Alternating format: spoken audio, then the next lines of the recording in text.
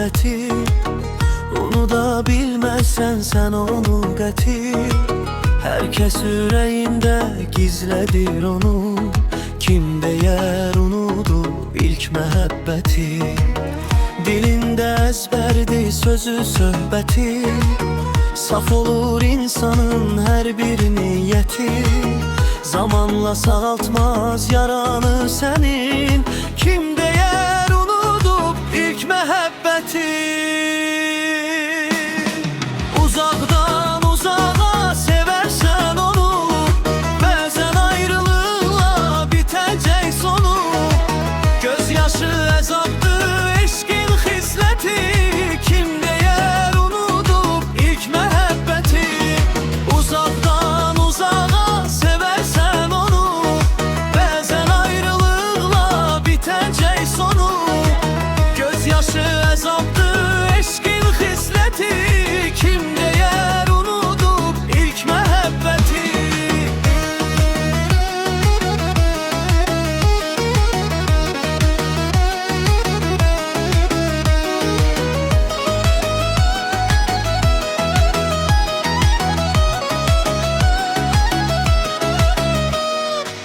Üstünü örtdüyün tozlu rəfləri.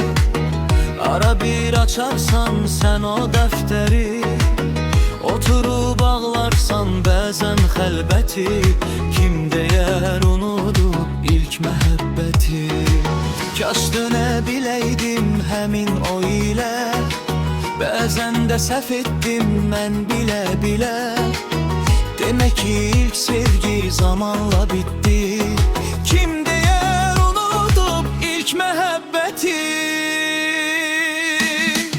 Uzaqdan uzağa sevərsən onu.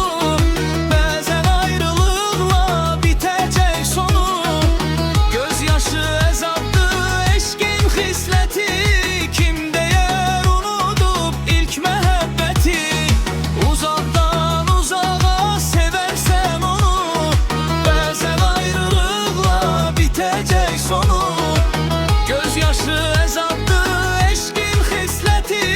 Kim deyər unudub ilk məhəbbəti. Bəzisi yarı yol atdı eşqini. Mənimki ucuza satdı sevgini. Yerinə qazandı qarğış nifrəti. Kim deyər unudub ilk məhəbbəti.